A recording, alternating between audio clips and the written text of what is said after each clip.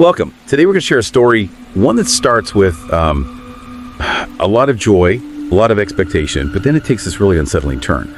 It's the story of Akia Eggleston. She was a young woman who, really on the verge of this big new chapter in her life, just seemed to vanish completely. Okay, so picture this. It's May 7th, 2017, Baltimore City. You've got friends, family all gathering for a baby shower. They're excited, waiting for Akia's first son.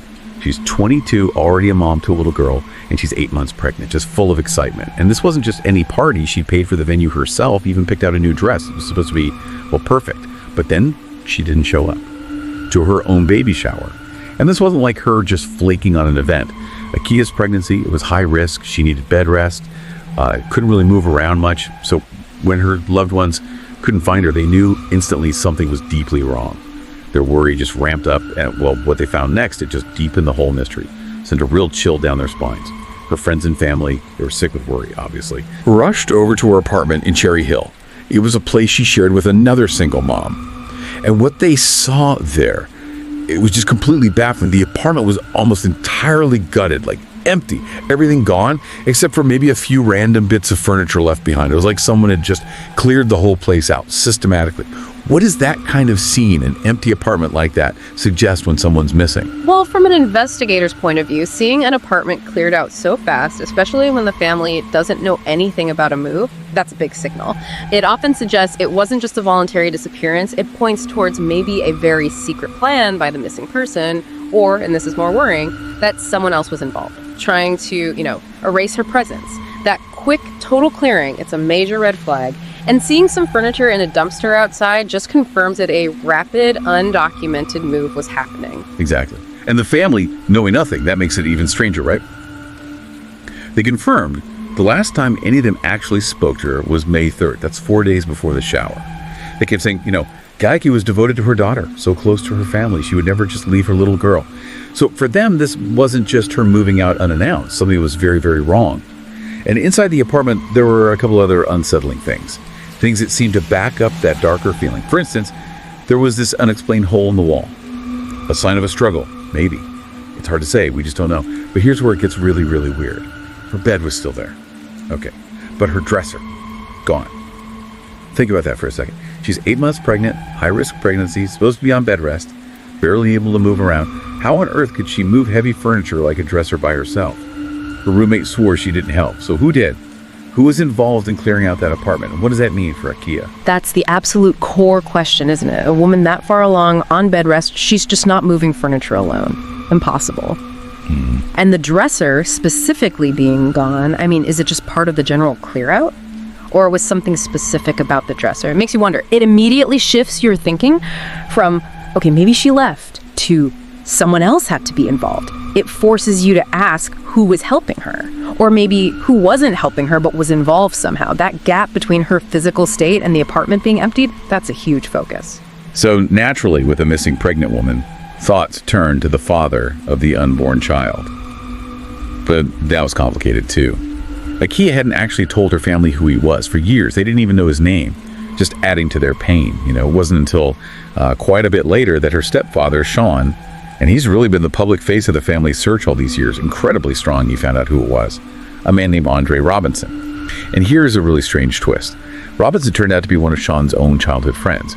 You can just imagine the shock, the awkwardness, everything that brought... Yeah, that personal connection adds a whole different layer of complexity, doesn't it? And what's really striking is how Robinson reportedly acted after Akia disappeared. He seemed completely uninterested in talking to Sean, who was just desperate for answers about his stepdaughter. Robinson seemed, almost unfazed by it all, which is deeply concerning when the woman carrying your child is missing. He didn't even help search for her, didn't show up, even though it was his child too. His own son was missing, along with Akia. That lack of involvement is it's baffling. And normally that would put someone under a lot of scrutiny. Right.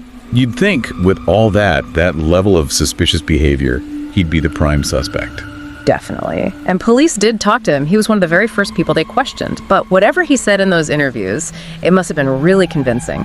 Because despite everything, Robinson has never been arrested, never even officially named a suspect in this case. How does that happen? How does someone who looks so suspicious on the surface get cleared, apparently, so quickly, especially with stakes this high? That's a really key point, and it shows how police investigations work, which can be different from, public perception. Just because behavior seems suspicious to us or to the family, investigators need actual evidence, something concrete linking someone to a crime. It's possible that in the interview, he gave a solid alibi, or maybe he provided information that pointed them in a different direction, or maybe simply there wasn't enough probable cause to make an arrest at that time. He might have had a plausible reason for acting distant, or perhaps the evidence they had just didn't directly implicate him, no matter how upsetting his behavior seemed to the family. That gap between suspicion and legal proof, it happens a lot. Okay, so this is where the story gets even more tangled. Like a web of secrets, contradictions.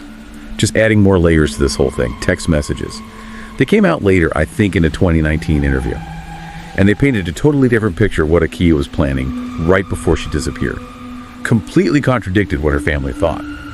On May 3rd, 2017, this is just hours before she last talked to her family, Akia sent a text to a friend. It was 3:29 p.m.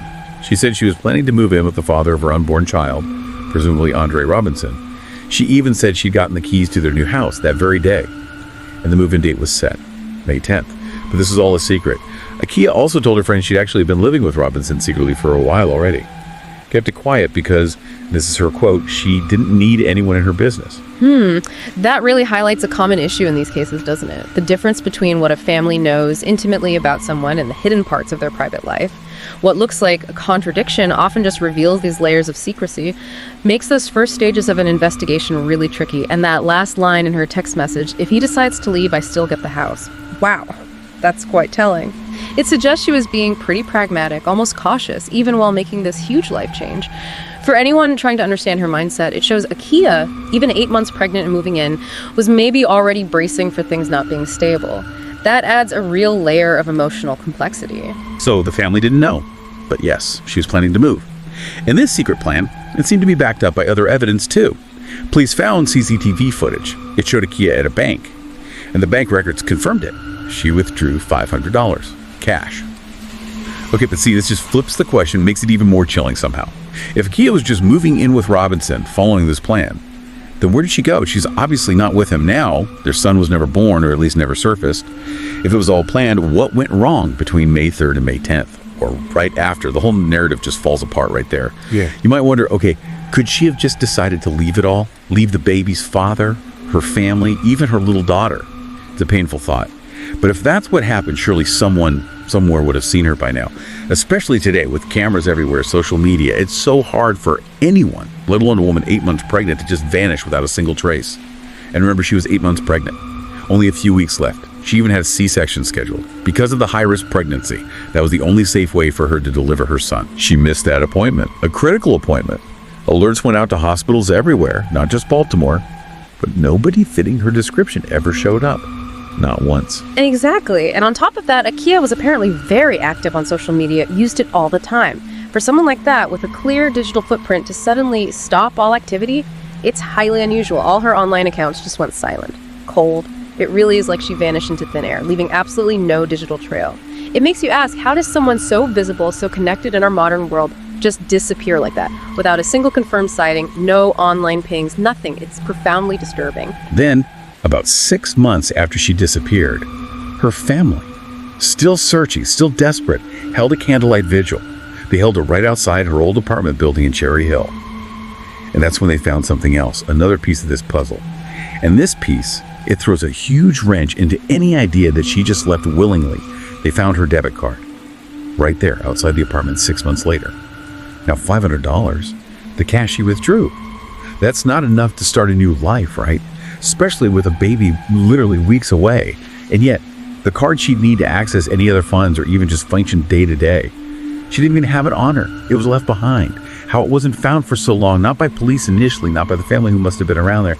It's just another layer of mystery. If she really planned to disappear, start over, why leave behind the very tools she'd need? The tool that could also track her. It doesn't add up at all. No, it really doesn't. Finding that card is incredibly confusing for any theory about her leaving voluntarily, leaving behind something so essential like your debit card, especially right after getting cash. It's completely counterintuitive if you're trying to start fresh or hide. It strongly suggests her departure was either incredibly sudden, totally unplanned, or or she was somehow prevented from taking her essential belongings. These are the kinds of small details investigators usually latch onto, but here it just makes things even more unclear. And then there's the confusion about her last known movements. Police reported that the bank wasn't her only stop that day. They claimed she went to several other places too, maybe cashing checks or getting more money from ATMs, suggesting perhaps a day of running errands, maybe getting ready for the move. But Sean, her stepfather, he strongly disagrees. He insists very firmly that she only made that one stop, the one bank, for the $500. He believes the police records on this are wrong and need to be corrected. And that's a really significant disagreement. When you have conflicting accounts about something as basic as someone's last known movements, that can seriously hinder an investigation, it makes you ask why the difference, especially when police should theoretically have footage or bank records if she really visited multiple places. Getting the timeline right is absolutely critical, and this discrepancy is just puzzling. We know her phone was traced. It pinged in the same area as the bank where she got the cash, so presumably it was with her then. But it's not clear if the phone itself was ever actually found. And that phone could hold so much information, right? Digital forensics, all these loose ends, these unanswered questions, they just keep piling up.